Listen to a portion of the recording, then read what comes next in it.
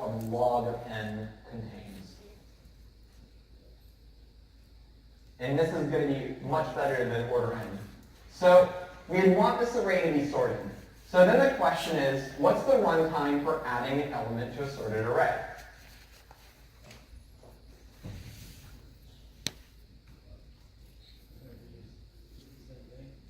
Unfortunately not.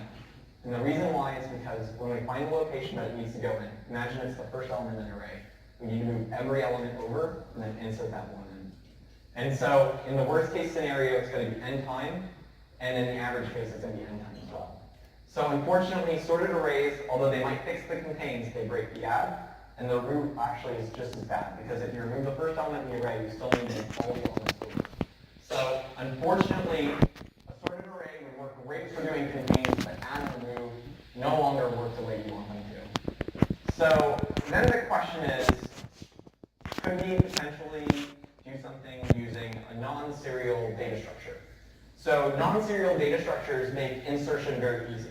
And what I mean by non-serial, I mean so I don't want something that's sequential using arrays. I want to be able to insert basically kind of willy-nilly without having to worry about the locality of memory. What data structure, what device have we used that doesn't make it so memory is necessarily in a strict order? You guys remember? Linked lists. Linked lists don't actually allocate their memory in a contiguous order. They implement it basically wherever they feel like they want to put it. Which means that we can get some probably better behavior if we use a linked list data structure to go ahead and implement this. So you might think, well, how could a linked list help us? Well, how does the linked list help us when we're doing or not linked list? How does the array help us when we're looking for something in a sorted array? What method do we use to look for the element? We use a binary search. So that means that we look at the middle element of our array, and we go ahead and go to the left or go to the right. So what we want to access first when we're looking at the linked list is the middle element of our linked list. So the ideal strategy for what this is going to look like pictorially, if we use a linked list,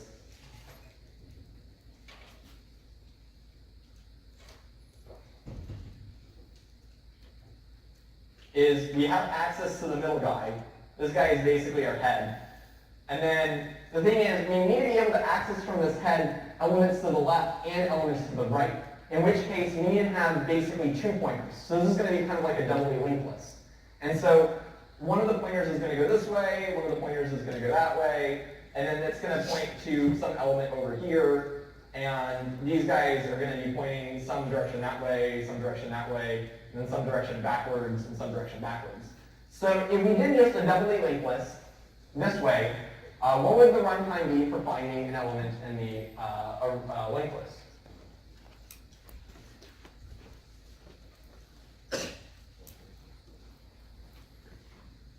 Yeah? Assuming unsorted? We're going to assume that it's sorted with respect to itself. Like everything is hypothetically sorted. So this is, everything in here is going to be less than mid. Everything in here is going to be greater than mid. And then as we go over here, like if this is like E, this is going to be greater than E. If this is F, then that means this one over here is going to be greater than F. So it's going to be sorted going greater in this direction, and it's going to be sorted going less in that direction. So what would be the runtime now? You would hope log n, but in this case, it's not. And the reason why is, I know, it's like, damn it, what the hell are you doing this in? If we have an element that's at the very end of this list here, then that means that we need to potentially go through basically n divided by 2 elements in order to get to that location. And so now the question becomes, well, all right, if it's in the left half, then that means the average is going to be n divided by 2 divided by 2, which is still going to be n divided by 4, which is still order n. And if it's in the right half, it's going to be n divided by 2 divided by 2, because we divided the list in half, but it's still going to be a really bad average. So this unfortunately didn't work. We split the list into half, but we didn't reduce our work enough. Even though we broke it into halves, we didn't actually turn it into a log n. We just basically took out half the array that we needed to explore, and we still potentially have a lot of elements. Like if we have 1 million elements, we still have to look through 500,000 values, which is still a lot. And that's not going to be logarithmic. So really what we need to do here is we need to kind of do this recursively, because that's how the binary search works, right? When you go ahead and look at one element and you know if you go left or right, then you're able to look at the middle of the next section. So we need to not be looking at just the next element over like we would in an array. We we need to look at the middle of this entire linked list, or this entire array of linked lists. So, or not array of linked lists, weird doubly linked list. So the idea that we want to have is not that this guy points to the next element here, but this mid guy here points to this 3/4 guy and points to this 1/4 guy. And then in here, they basically are recursively defined this exact same way, where this guy can point over here, and this is going to be the 5/8 element, and then over here, this is going to be the 7/8 element. And so we need to be able to like keep doing this for each one of these levels, and then they're going to be going into the middle of their linked list, and they're going to be going into the middle of their linked list. And so it's really funny, because if you want to find out if mid plus 1 is in the array, you actually need to go very far, because you need to go from mid all the way to the 3/4, then to the 5/8, then you're going to go to the 9/16, then you're going to go to the 17/32, and you're going to keep going over and over until eventually you get right next to mid. And it's like, oh yeah, that value was in or was not inside our linked list. And so this is a very weird linked list, and we don't really like to call this a linked list. You notice that it kind of like starts at one location and kind of branches out. So what we like to call this in, as a data structure is we like to call this a tree.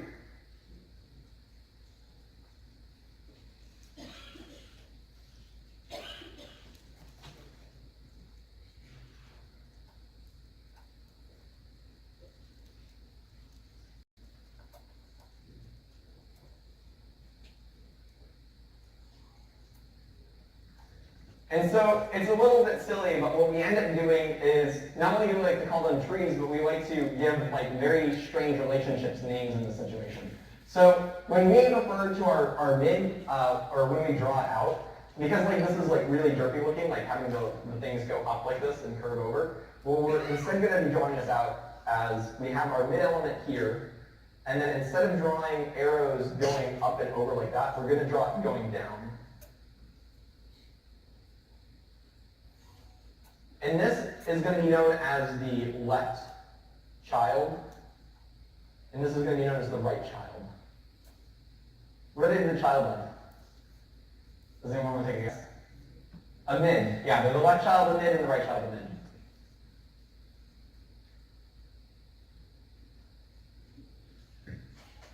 So does anyone want to take a guess as to what the relationship between the right child, the mid, and mid would be? Like, what would mid be to this guy? The what? The parent. Yeah. So this way is known as a child pointer, and then this direction going up this way is typically referred to as the parent pointer.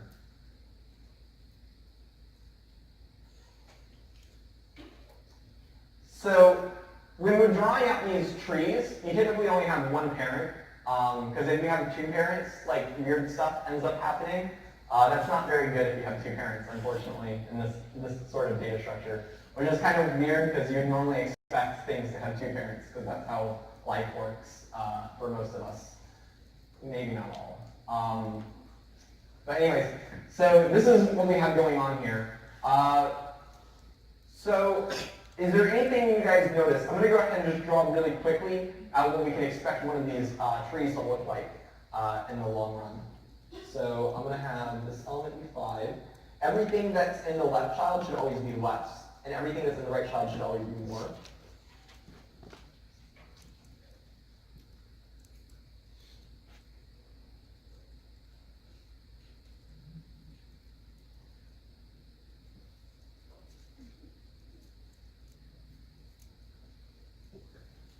So if we look, this is 5. Everything in 5's left child should be less than 5. You guys agree with that? All right. Everything that's in the right child should be greater than 5. All right, so that's good so far. Now, if we look at 2, everything in 2's right child needs to be greater than it, and that's correct. 4 is greater than 2. And everything in 2's right child needs to be less than it. Yeah, left child. Did I say right? I'm confused on directions. All right, anyways, so yeah, this case here, everything that's in 2's left child is actually less than it because there's nothing in there. So you don't have to worry about anything doing a violation. If you go ahead and do this with every node, so if you look at 10, and then you look at the elements that's to the to the left of it, we'll notice that they're all less than it, and elements that are to the right of it, we'll notice that they're all greater than 10. And then same thing for 6, same thing for 9, same thing for 12, and then 4 is, obviously no children as well, so it's good. So if we're calling this a tree because it branches out, we typically like to give other very natural names to things. Root trees typically end in leaves. And so what these here are called, these are called leaves.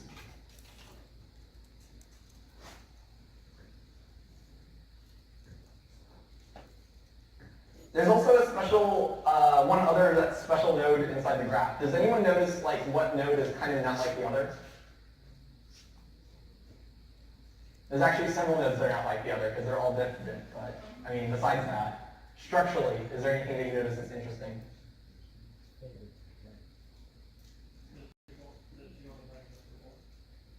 Yeah, so there is only one child there, but that's not very interesting. So you'll notice that every single one of these nodes, it is interesting, but there's another node that's kind of like that as well, like the 6, 9. My voice got really weird there for a moment when I moved the microphone. Every node here has a parent except for 1. Yeah, so 5 is also a very special node, and we give it another name, and I heard this great joke, and I can't take credit for it, but someone asked them, what would you call a node without any children, or without any parents? And they called it the Batman node, and I'm like, yes, that's great. But really, it's called the root. Because the idea is, if the leaves end the tree, then the beginning of the tree is known as the root.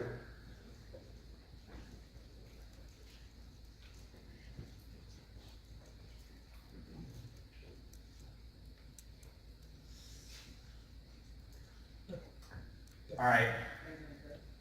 Yeah, you put Batman node on the test, I'll give you credit if it's supposed to be root.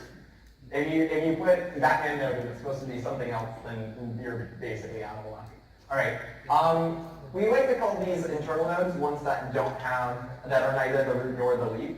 But that's kind of a weird thing to say because 5 is technically also considered an internal node.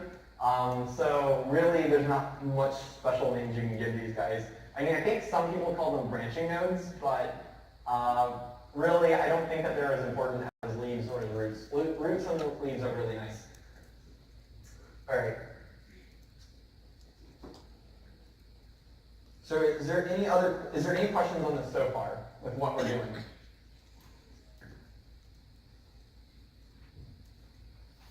No? All right. So if I had 100,000 nodes, what could we say the depth of the tree is?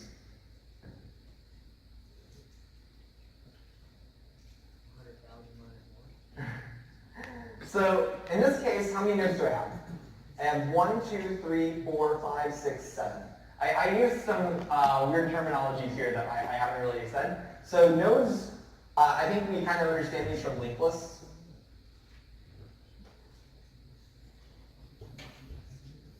They're basically the boxes of the elements. There's also the depth, which is very interesting. So when I say the depth, what I mean is how far do I need to go from the root to reach the lowest leaf?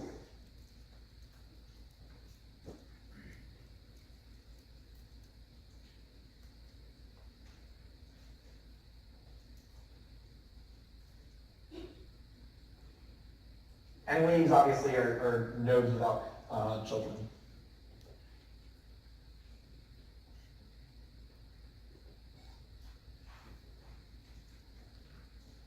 So just real quick, how many nodes are in here? And what's the depth?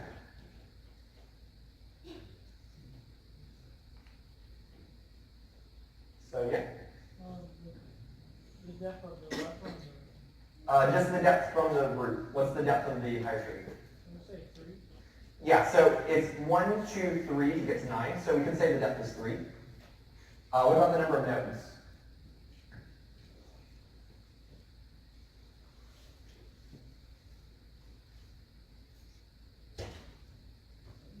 Yeah. So the number of nodes is 7. There's 2, 4, 5, 6, 9, 10, 12.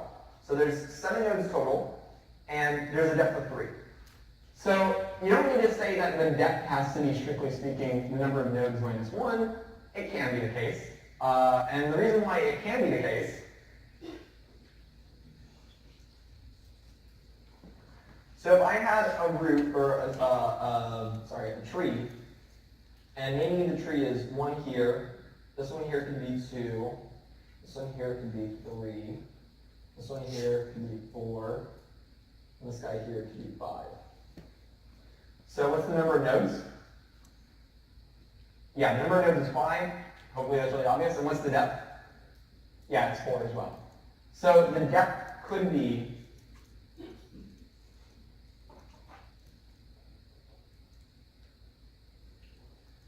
but it's not that way all the time. This is the maximum depth though, which is really nice. You know that if you have 10 nodes, then you're never going to have a depth more than 9. What's the minimal depth though? That's really what I am concerned about, is what's the smallest depth we can make? 1?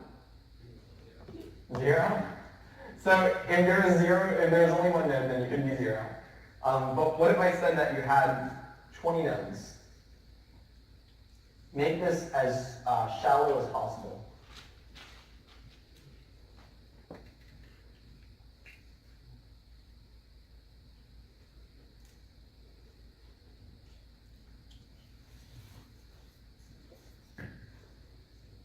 And I want you to tell me what the depth is.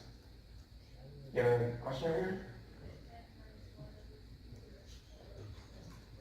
No, it's not going to be either one of those. That's going to be in bad cases. If you have something like that, then that means your tree is what's known as imbalance. Is there anyone else? Yeah? Is it going to be log of 20? Log what base? Log base 2. That's a pretty good idea. So log base 2 of 20, are you going to take the ceiling or the floor of that function? Because this is not going to be an integer.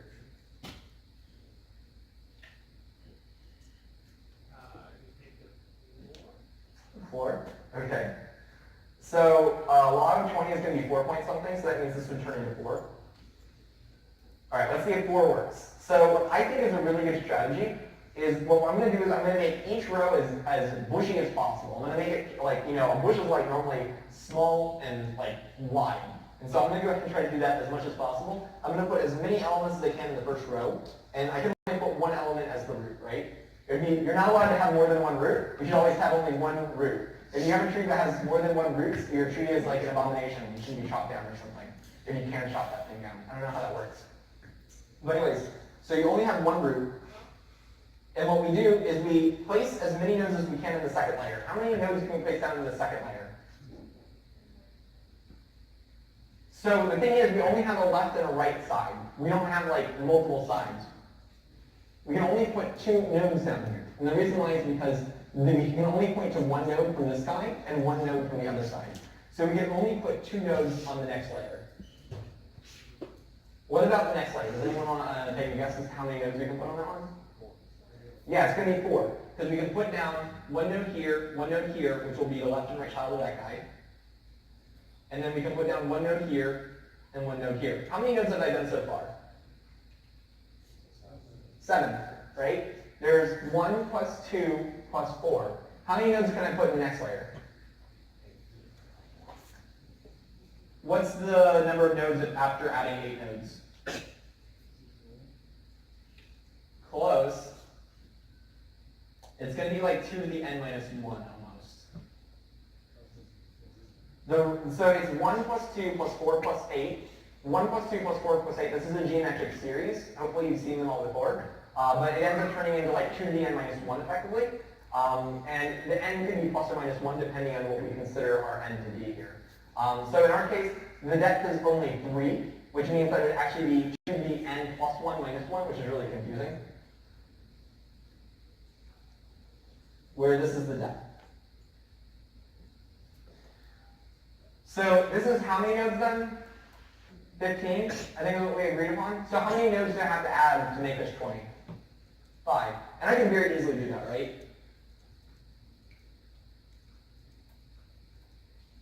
So I could do like this.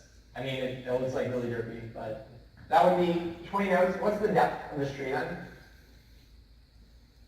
1, 2, 3, 4, 5?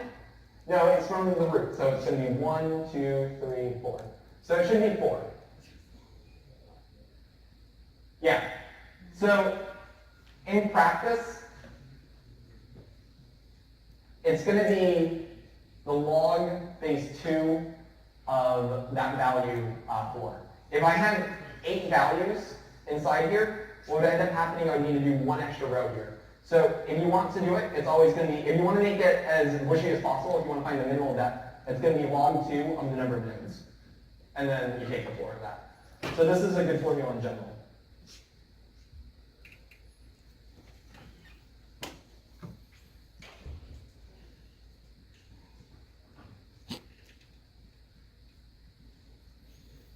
Where this here is the number of nodes.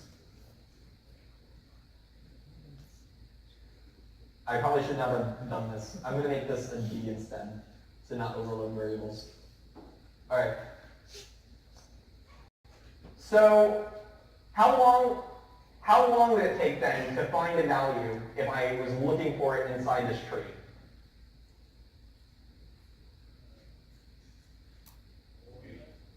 Yeah, in the worst case scenario, I'd have to do, well, you could argue 5. The reason why is because you check the root, you check this guy, you check this guy. So it'd be 1, 2, 3, 4, and then 5. But it's like, it's on the order of the depth. So if you just said 4, I'd probably end up giving it to you. But yeah, so the number of ops to check in the worst case for a, we're going to call this a balance. This is like a binary search method, so we're not going to call this just a tree. This is a special tree. This is a binary search tree. Is 1 plus the floor log 2 and there we go. So this is the worst case. And so since normally we're using big O, this here is going to dominate this plus 1 here. And so we normally just say that's big O of log 2 of n. Or log n.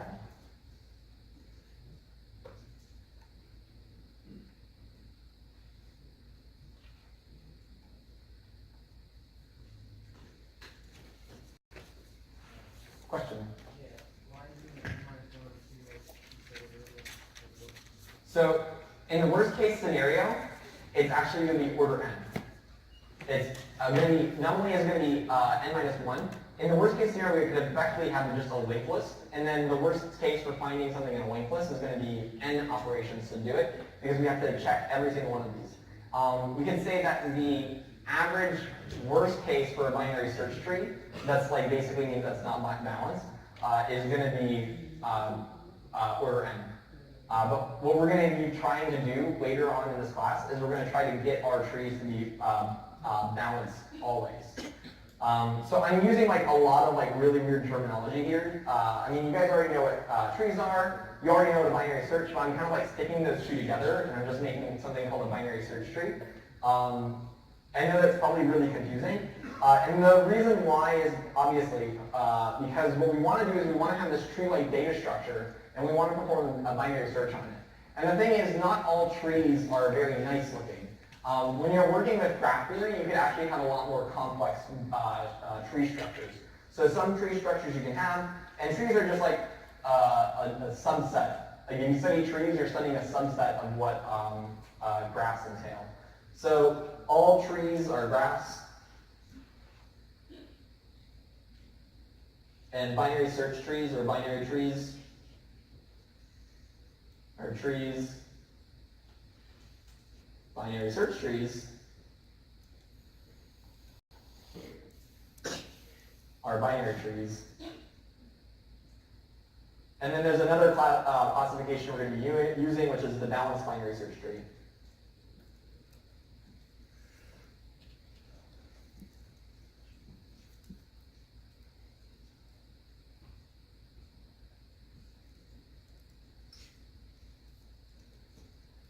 And so this categorization should probably remind you of something that you saw when you were hopefully in geometry, which you have quadrilaterals, and of the quadrilaterals, you have some subset of them are parallelograms, and then subset of parallelograms are rectangles, and then subset of the rectangles are squares.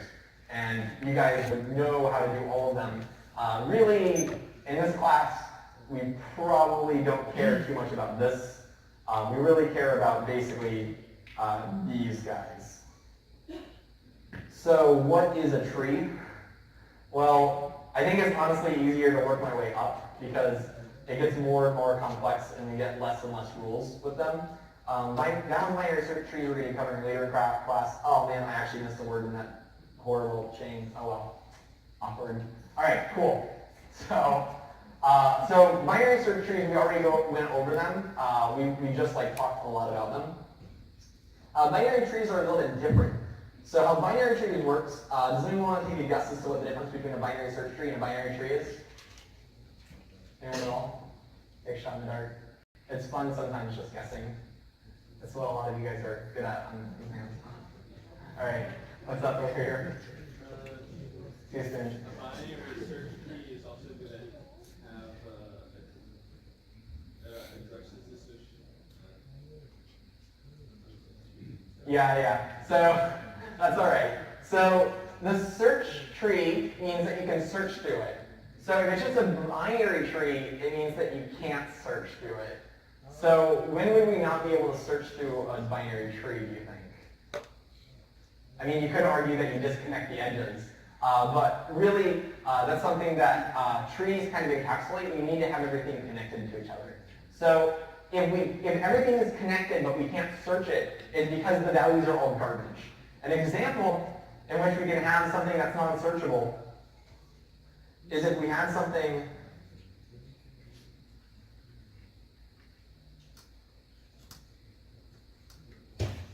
so we can have, I'm going to draw a circle I guess for this then. We could have 1 here, we could have 2 here, we have 3 here, we could have 4 here, we could have 5 here, we have 6 here, we have 7. Now let's say I wanted to ask you, is node 6 in our tree? And you'd be like, yeah, node 6 is there, you drew it. But the issue is, how would the program know that 6 is in there? I mean, you could just say that we have all values between 1 and 7, and yeah, that would go great, but I mean, you might not have all values 1 through 7, 5 could be missing or something like that. You might be in trouble. So what could we do to potentially find out if 6 was in this tree, and we don't necessarily have this nice, everything on one side is less than, everything on the other side is greater than. What would we do instead? Yeah? Yeah, we have to look through every node inside this tree and check to see if that value is there. And so we don't have the ability to search over this in a really nice way. If we implemented contains,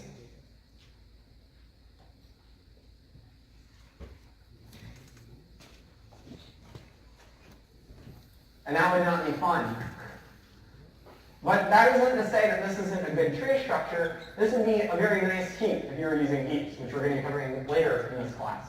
But this is not a good binary search tree. This is not a binary search tree at all. It's a binary tree, and why do you want to guess it's a binary tree?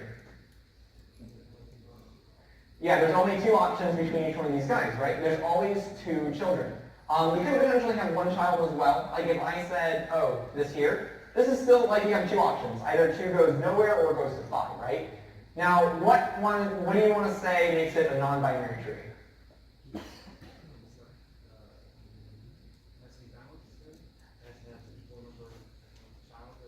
That would be a balance here. So we're not worrying about balance. You can have binary search trees that are not balanced. An example of a binary search tree that's not balanced is this one here. This is technically a binary search tree.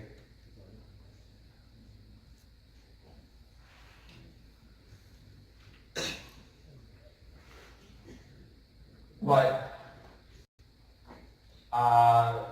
so you don't necessarily have to have 2 options everywhere. Really what changes it is if you have 3 options. If you ever have 3 options, then that's not a binary search tree. What's up? I was going to say, because how normally the values are less than each other, less than the number. Yeah. In this case, it's not true. Yeah, so that means that this is not a searchable tree. This is not a search tree. Not always. Example of the one where it's not the same is here. This is a good example of a binary search tree where the depths are different. So if we look here, the depth on this side is 3, but the depth on this side is only 2. And if we look even like further, we can see that there's like a way to get like a depth of effectively 1, because we go from 5 to 2, and then on this side there's nothing there, which is like really awkward. So this is still technically a binary search tree. Basically, the only difference when it's non-binary is it means that we have more than 2 nodes.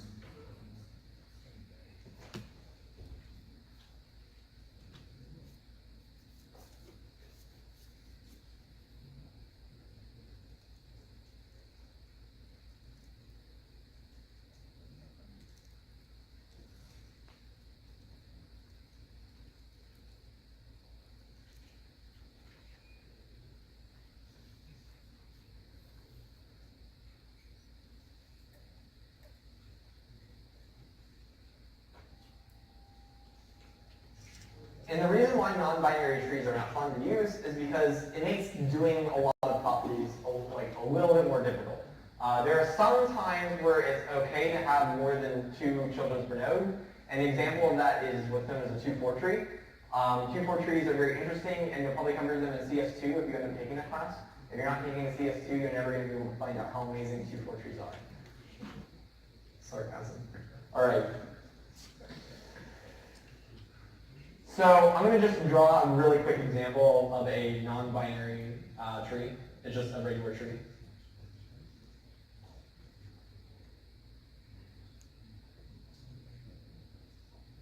So this is a very simple example of something that's not a binary tree. And the reason why is because this very first node here has 3 children.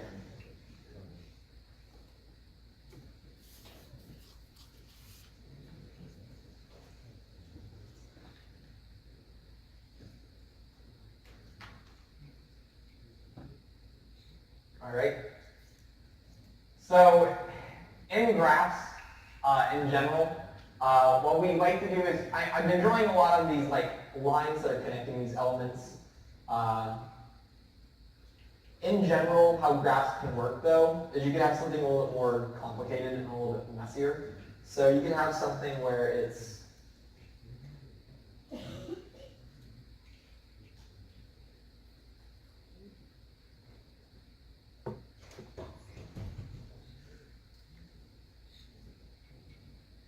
this could be something you could see doing a cycle. So trees are what's known as connected acyclic graphs. And so in here, because there's a cycle, that means that this is not a tree. Trees should always just basically branch out. They never should merge back into themselves. You should never have a family tree that merges back into itself. I guess that's like something you can take out of this. God. All right. So let's talk about a little bit implementation-wise. I'm not going to be able to fill this up. How much time do I have left? I feel like, Jesus Christ. Yeah, I was worried for a moment. I was thinking that it was like 15 minutes until the end. I'm like, I don't think I spent that long talking about this. All right. So, as I mentioned before, these elements are known as nodes. These arrow-looking things that connect them are typically referred to as edges. And so inside our code, what we're going to be using for our edges are basically our pointers. So in code, these are pointers.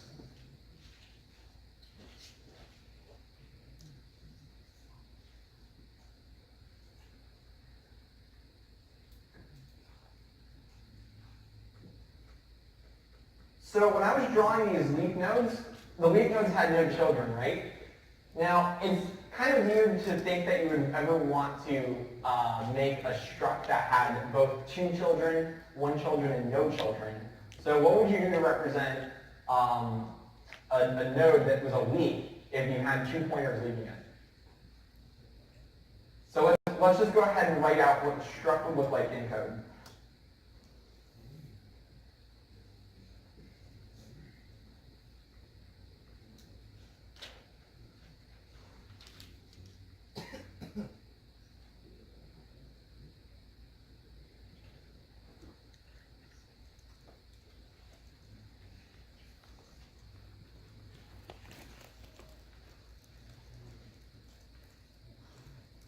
It also has some value associated with it.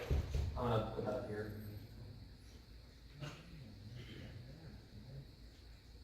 So if I had a node, and the node was a leaf, what would I want to do with this? Any suggestions? I heard the answer. Yeah, so I should point the left and the right to null.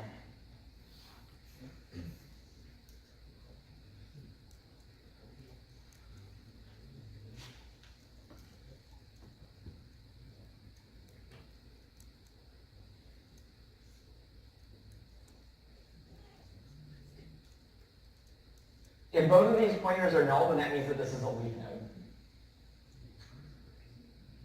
So let's do something really horrible. Let's talk about how to find 6 in this tree here. So someone said that you could just go through all of the nodes procedurally and then check to see if the value is 6, and if it is, you just say, yeah, we found it. But doing this in code might be a little bit harder. So we're going to go ahead and make a contain 6 for a non-sorted binary tree.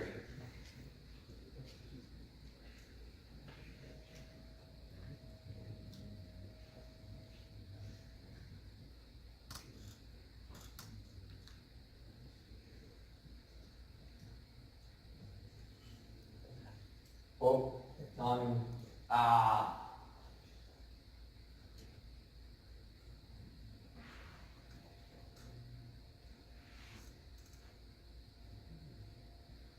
Alright, so we're going to find 6 for a binary but non-searchable tree, and of course we're going to be using this thing up here.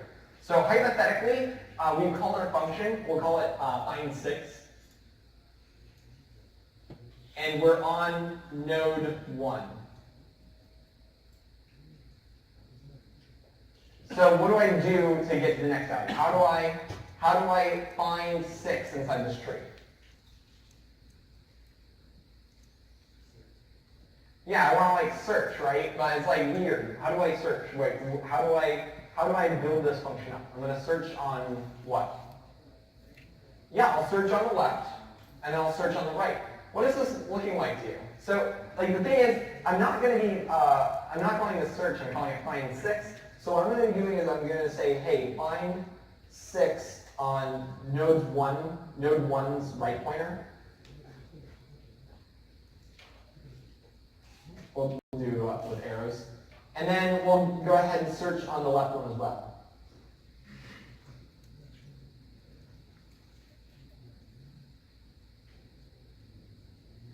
But the thing is, this thing itself is going to do something, right? This find 6 for node 1 right, what is it going to do? Yeah, so we're at 3, right? We're going to check to see if this is the value. And if it isn't 6, we're going to go ahead and do something else. What are we going to do?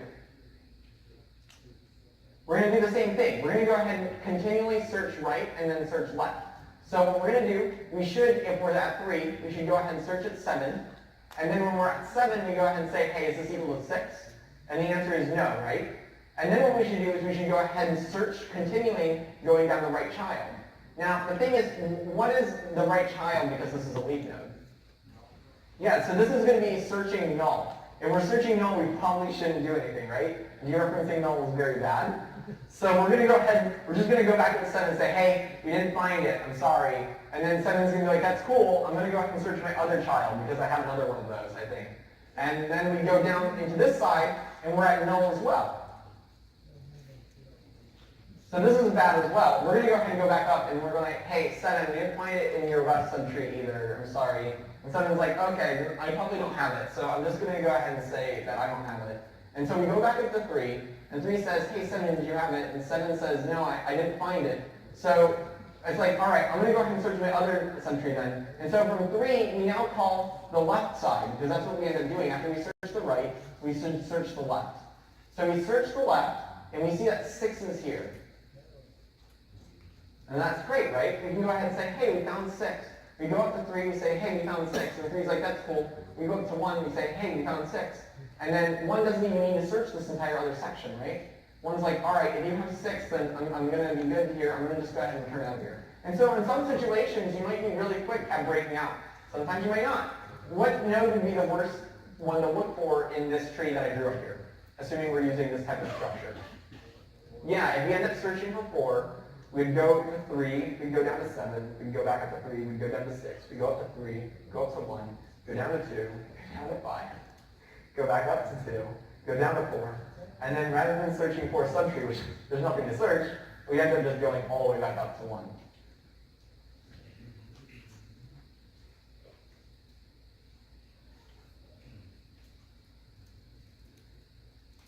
All right.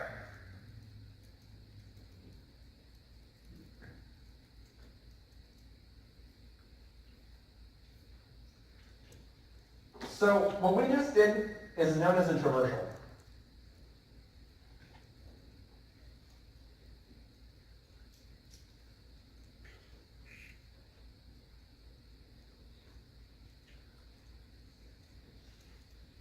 So the idea is we call find 1, which calls find 3, which calls find 7, which will return false. And so then find 3 will also find on 6. And then this will end up returning true. And then once that happens, this returns true. And then we don't need to do anything else. We just return true back up to the function. We don't even need to search the other side. And so this is called a traversal. This is really close to my name. But anyways, there's many different types of things you can do with traversals. Most of the time what we end up doing when we do traversals is rather than exploring the right side first and the left side, you normally explore the left side and the right side. I don't know why, but it's something that's super common.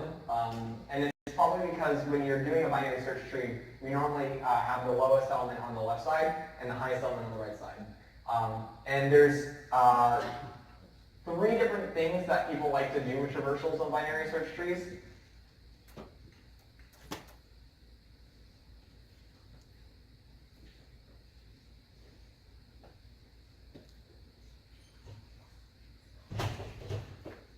So the type of traversals we do have is what's known as the pre-order, the post-order, and the in-order.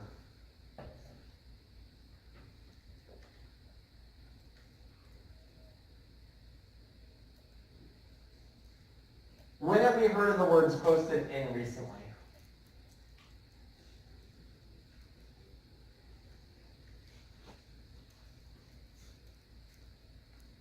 Yeah? Yeah, postfix and infix notation. When we're doing infix, you're putting the symbols inside. When we're doing postfix, you're putting the symbols on the outside, and the symbols were after the operands. What do you want to guess? If I had a prefix notation, what would that look like, probably?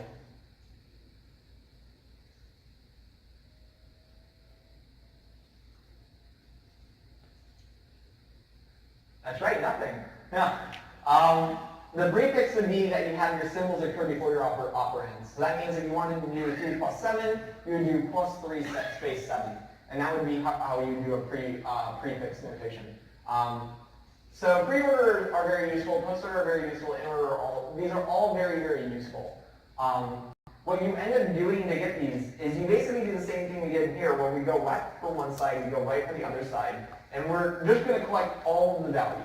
We're not looking for any value in particular, we just want to output all of the values instead.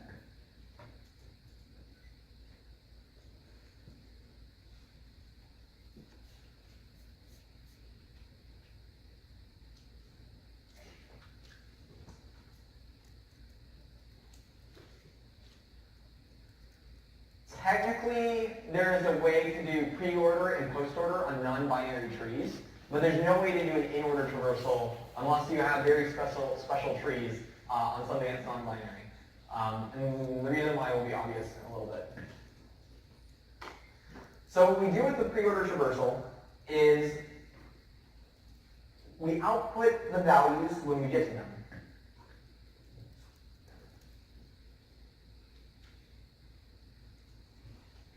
So what we do is the same thing we did in the find 6 method, where we go left and then we go right.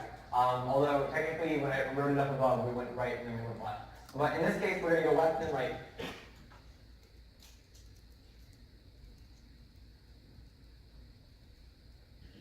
And then we want to output all of the nodes in the binary search tree. And so in order to do this in the pre-order traversal, is we just go ahead and output as soon as we get there. We basically kind of jump the gun. We want to make sure that we don't miss any element ever.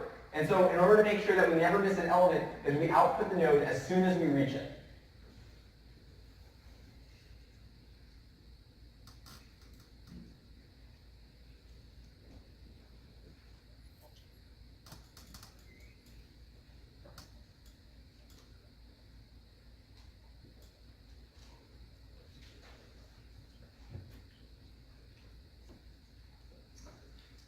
So let's go ahead and look at one of our graphs that we have.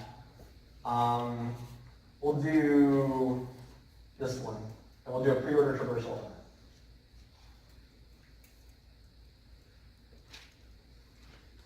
I'm going to zoom this out just a little bit. I'm just going to recopy the tree down, so that way I'll have it here in the notes as well.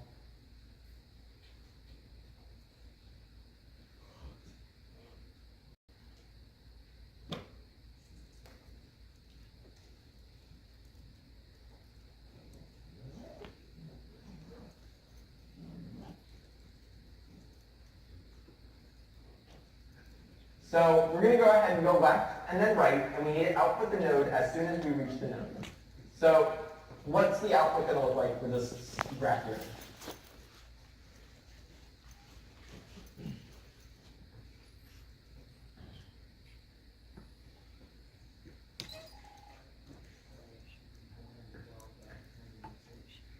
So if we're going left first and then right, so we output as soon as we get there. A lot of you guys said 5, and that's very good that you caught that. A lot of people don't realize that that's going to be the first node that you do in pre-order. But the thing is, as soon as you enter into 5, you begin this post order on 5, we have to output 5 value because we reached 5. It's the first time we reach 5, we need to output it.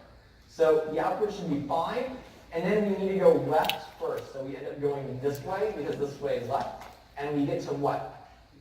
And what do? We should output 2 because we reached 2 for the first time. As soon as you reach the node, you should output it because we want to make sure that we take care of that as quickly as possible. Then what do? We go down to 4 because we go left, we end up reaching null, that's bad. We go back up. We go right, we end up getting 4. So what do? So we go to null effectively, but the thing is null shouldn't be outputted. There's no null node there, so it would be bad to output something. So when we go left from 2, we end up reaching nothing. We have to go back up. So we go back up to 2, and then we have to go down to the right on 4, because we always go left and then right. You can imagine that this function is going to call recursively on 5, and then what we do is we call this function recursively on 2, because 2 is the left child. So then when we're calling this on 2, we need to go to 2's left subtree, that's what this is known as, the subtree, and then we go to 2's right subtree. And so we do that all before we go anywhere on this right-hand side. I know that a lot of you are like, oh, we go 5, then we go to 2, then we go to 10, and then we do some weird alternation, but that's not what's going on here. We're going as deep as we can, and then we're outputting the values whenever we reach them, and then we're going back up, and we're going down the other direction. So what's going to be the next value? Yeah. And what's after 4 then? And the reason why is because we can't go anywhere on either of these children, so we go back up to 5, and then 5, we already outputted it. Well, technically we go back to 2. We already outputted 2, we don't need to do that. We go back to 5, we already outputted 5, we don't need to do that. We go down to 10. So then that's when we output 10. So now what do? Yeah, we go left, we output 6. Then we go left, but there's nothing there. We go right, we output 9. We go back up. We go back up. Do we go back up again? No, we have to go to 12 first. 12 isn't in here. You should have all your values in your pre-order notation, unless you have a disconnected tree. As long as your tree is an actual tree, you should always have all your values in there. So this is very interesting. I think. Probably not. It looks kind of random, right? It looks kind of like garbage. So, out of curiosity, where's the root of this tree in this output? Yeah, it's the very first element, right? So that's really nice. At least we can always know what the root of our tree is. I'll go over this in a little bit. We'll do something fun with this in a little bit. But we'll not worry about that for now. So in the post order, what we do is we go left and then we go right. And then what we do is we don't really care about the node until we're leaving. Once we're leaving, we kind of say, oh, hey, and then we fold. It's kind of like when you go to like your family member in another state, you like visit all the ones you really like, and then there's like that one that you don't have to visit, otherwise you're going to hear like a whole bunch of shit talk from them. So you like pop in for a little bit, say hey, and then you jump on your plane and get out of there. No one does that? Okay, I'm just a weird person. Alright, what's up? So the only way they could basically traverse back up the graph as before to then back to 5 is because you're doing it recursively. Yes, because we're doing this recursively, we have the ability to go back up. Technically, if you coded parent pointers, you could go back up as well. But we're not worrying about parent pointers, because parent pointers make things a little bit more complicated. So yeah, it's like a previous pointer. So the idea is, if you did parent pointers, then you would have 3 pointers for each node. You'd have a left child, a right child, and then you have a parent pointer as well. And so in linked lists, when you have a previous pointer, because we had a doubly linked linked list, we had a node going next, and we had a node going previous. We had 2 nodes. And it's because we only really cared about going one direction in the linked list. In the binary search tree, we care about going 2 directions. And so if you want to make it basically doubly linked, you end up adding a 3rd node, which is a little bit weird, because then it's more like a triply linked binary search tree, which sounds all sorts of like contradictory stuff. But anyways, so yeah, we don't need to use the parent pointers because this is all done recursively. I might end up coding it up because we have a lot of time, which is great. I was expecting this to be like pulling teeth because it was when I taught this last. I think that they had a lot more questions about that, this type of stuff. So this is kind of nice. Is there any questions you guys have right now? Oh, okay, good. No. All right, what's up?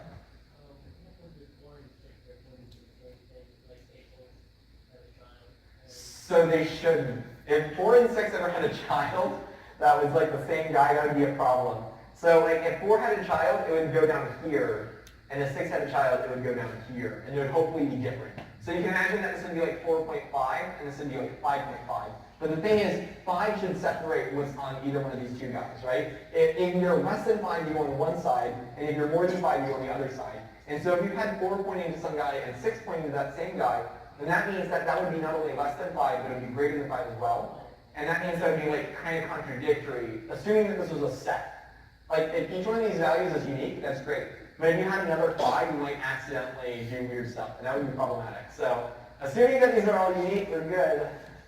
All right. So yeah, now we're going to talk about the next thing, which is the post order.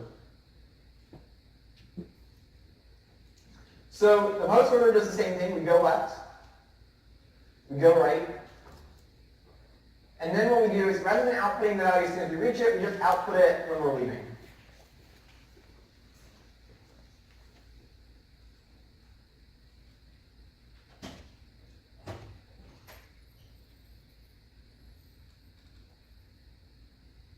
All right, so what would the output be for the graph above, the tree above?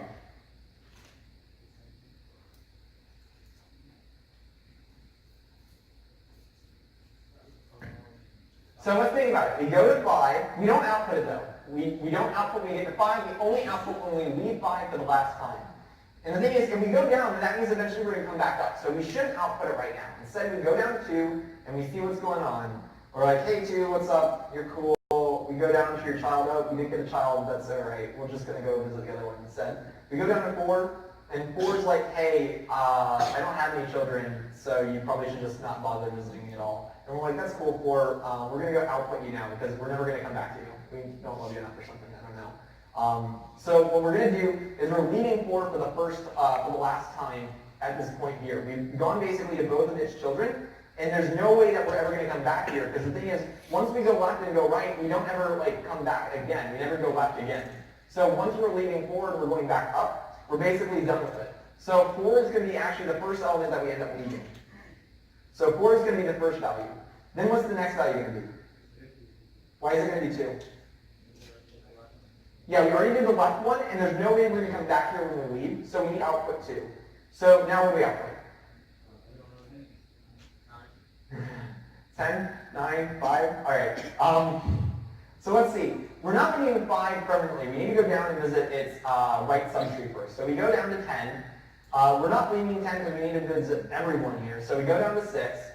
You might be like, oh, we're leaving 6 when we go down this way, but we're not. We can't go anywhere down this way, so we actually don't output 6 yet. Instead, we go down to 9, and we're not leaving 6 permanently. We're going to be back. But now when we're at 9, we're at the same situation we had before, which we don't have any children that we can visit. So when we're leaving now, we're going to be leaving permanently. So we need to output 9 at this point, and we go back up to 6. Now when we're at 6, we're in the same situation we were at when we were at 2, which is we're going to be leaving here, and we're never going to be coming back. So we need to output 6 as well. What's the next value? Yeah, it's going to be 12 because we go down to 10. We go back up to 10, and we don't output 10 because we're going to be coming back here when we leave 12. We go to 12, and we're going to be leaving because it doesn't have any children. And now what do we output? Yeah, so we go back up to 10, and now we don't have anyone left to visit, so we're going to be leaving it, and we never come back. So we output 10. And now we go up to 5, and we're going to be leaving it, and we're never going to be coming back. So it ends up being 5 as the last one. So 10, and then 5. So what's interesting about this value 4 here?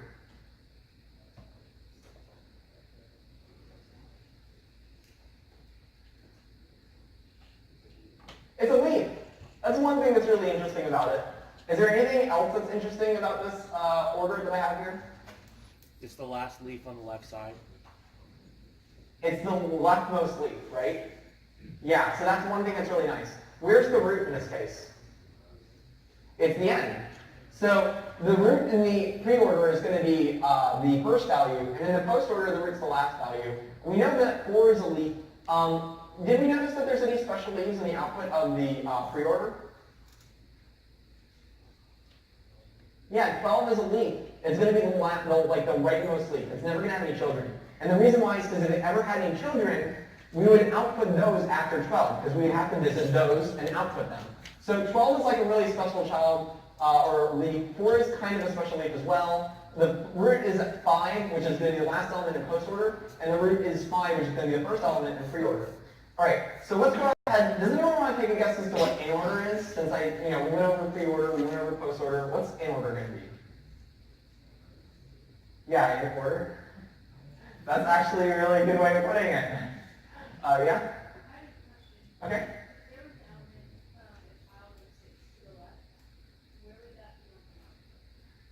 If there is a child of 6 to the left, for this one here, so if there is a child to the left of 6, then that should be outputted here, just before the 9. And the reason why is because we'd go down to 4, we'd go up to 2, we'd go up to 5, we'd go down to 10, we'd go down to 6, and we haven't left 6 yet. We go down to that child, 5.5, and now we're leaving 5.5. And so once we output 4 and 2, we have to output 5.5, and then we go up to 6, down to 9, and then we leave 9. And so that's when 9 gets outputted. So we had 5.5 that exists right there. Yeah, what's up? In order puts 5 in there, right? Yeah, so what we're going to do, the in order is kind of really weird. What we do is we go ahead and output everyone in order on the left side, then we output ourselves, and then we output everyone in order on the right side. So it's a little bit weird.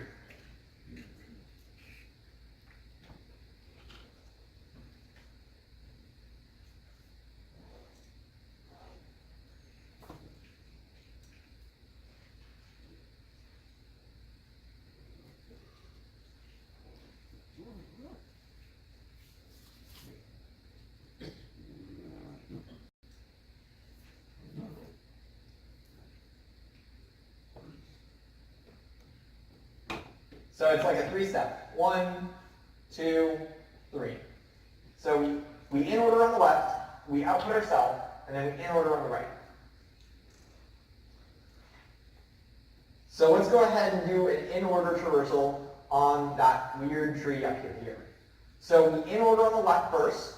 So we in order on 5's left child, which is going to be 2, 4. So let's go ahead and actually, I'm going to have output here. But I'm going to help ourselves by putting what we're doing. So we're in ordering on 5. And then what we do is from in order on 5, we in order on 2. All right. And now we need in order on choose left child. The thing is that's null. So we don't do anything because there's nothing there. And then we need to output ourselves. So we should output 2 at this point. Because there's nothing on the left.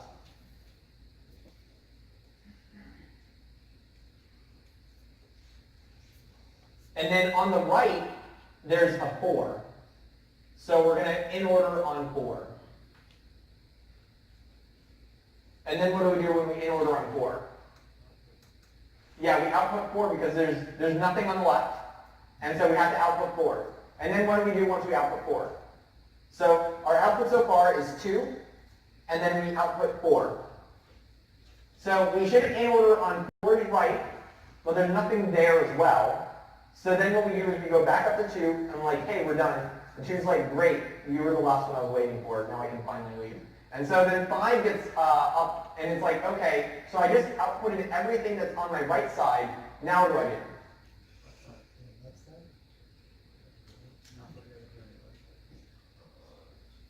We need to output ourselves once we did, yeah, we did the left side. We need to output ourselves though. So we output left, we need to output ourselves. So we outputted 2 and 4, we need to output ourselves now, which is 5. So we should output 5.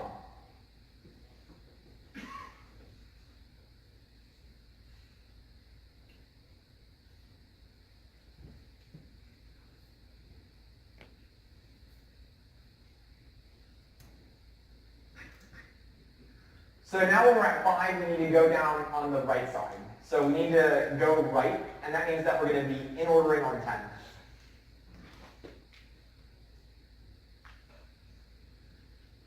So when we in order on 10, do we output 10 right now? Let's look at the graph.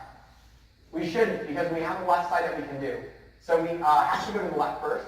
So we go left, and we're at 6. And now we need to in order on 6 left child, which is non-existent. So we don't do anything. Instead we go back up and we're like, hey 6, we're done with your left side, which is great, because then that means 6 looks at his steps and he's like, alright, I need to output myself. So now we need to output 6. So we in order on 6, and then we output it.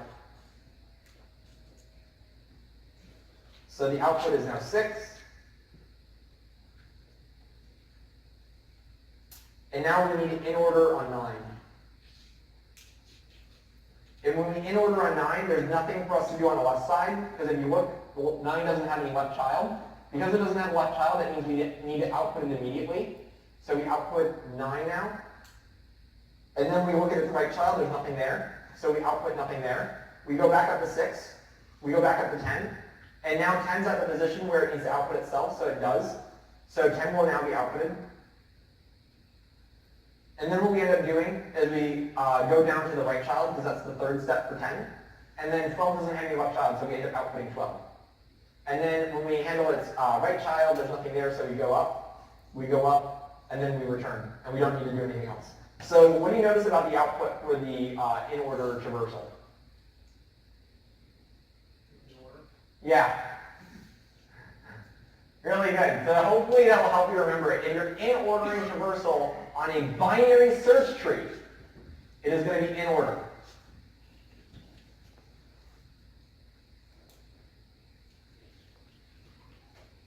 So we in order on 9, output 9, return 6, return 10, output 10, in order 12, output 12, return 10, return 5, and then return.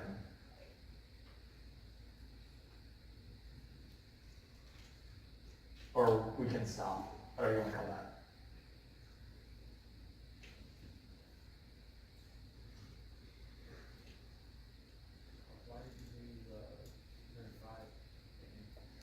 So the thing is, when we're at 12, we return to 10, and then when we're at 10, we return to 5. and then when we're at 5, we don't need to do anything else because we handled all of the steps, so we end up stopping. So naturally, when you recurse, you return to whatever function called you. But the thing is, we don't actually know what function called 5, and so 5, when it just returns, it kind of just is lost because we don't know what actually happened from our perspective here. But if I did it in code, I could actually say what happened. I don't know what called in order in 5. I don't know who would want to do that. All right. So in order on VST is actually in order. So let's go ahead and see when it's not in order. Let's go ahead and just do a real quick example, because we have a non-binary search tree that's a binary tree. So it would be the in-order traversal on this one.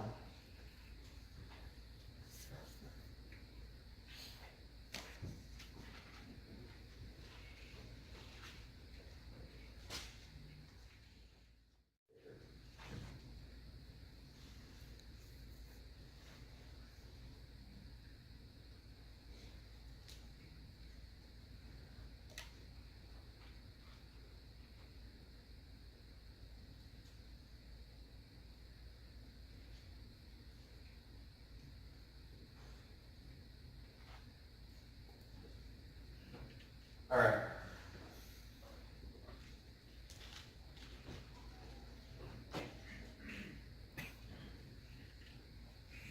Anyone want to take a guess?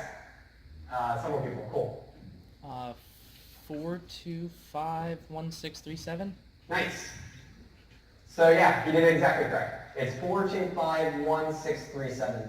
One way that can help you out, if you drew your tree really nicely for an in-order traversal, you can sweep your pen across, and whatever value you're crossing is the one that you output.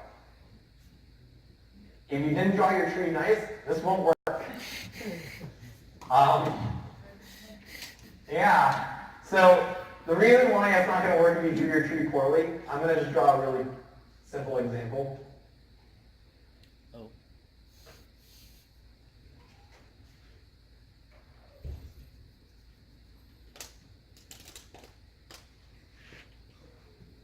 All right, let's go ahead and confusingly, and I'll try to do this in order. So this is going to be 4, 2, 5, 1, 6, 3, and 7.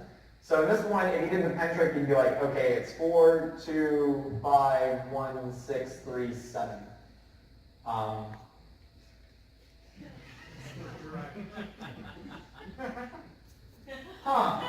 Looks like it works, right? Did it? What's the in-order traversal of this, actually? 4251637. The in-order traversal is going to be, on this one here, is 2, 1, 4, 5, 6, 3, 7. which is not the same. These are not the same. So yeah, be very careful with that. Sometimes it's like, oh, it's obviously this, but you need to make sure that you're following the steps correctly. Go left, go right, blah, blah, blah. All right, real quick, we're going to go ahead and do like a pop quiz or something. Not actually, not graded, sorry.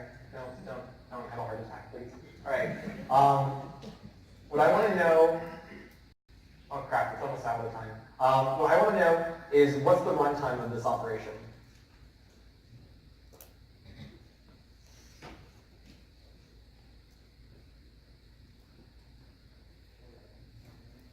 Is it always order n? Is that best case, worst case, average case? Yeah, okay, good. Thank you. So yeah, the runtime for traversals is always order big O of n, where n is the number of nodes.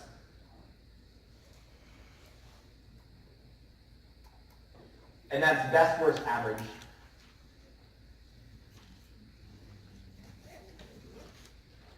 So, average. All right. The reason why you can say easily in the worst case, or in the best case scenario, it's got to be at least n. And the reason why it's got to be at least n is because there's n nodes, and we have to output each one of them. So we're going to have at least n steps that we're doing. The good news is that every time you enter a node, you're only going to be performing 3 steps. You're going to be outputting it once, and then you're going to be doing a left traversal and a right traversal. And you can imagine that accessing one of these pointers is going to be constant time.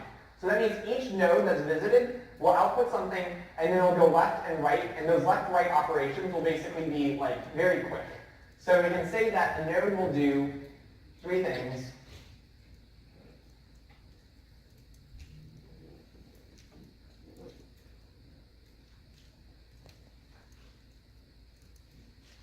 And the go left is really quick because if you access the pointer and do a function call, you can think of it as just being like a constant time operation. So it's going to be big O of 1 for this. It's going to be a big O of 1 for calling the go right as well. For the output, it's going to be also big O of 1. And so this is like 3 constant time operations, and then all of these combined is going to be big O of 1.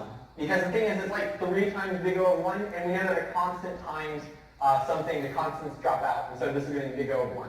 And the thing is, this happens for each node, and the thing is, it doesn't happen anymore for each node, because each node should only be output once, and because of that, we know that it's going to be less than or equal to 1 times the number of nodes, and greater than or equal to 1 times the number of nodes for your number of operations you're performing, at least in terms of big O.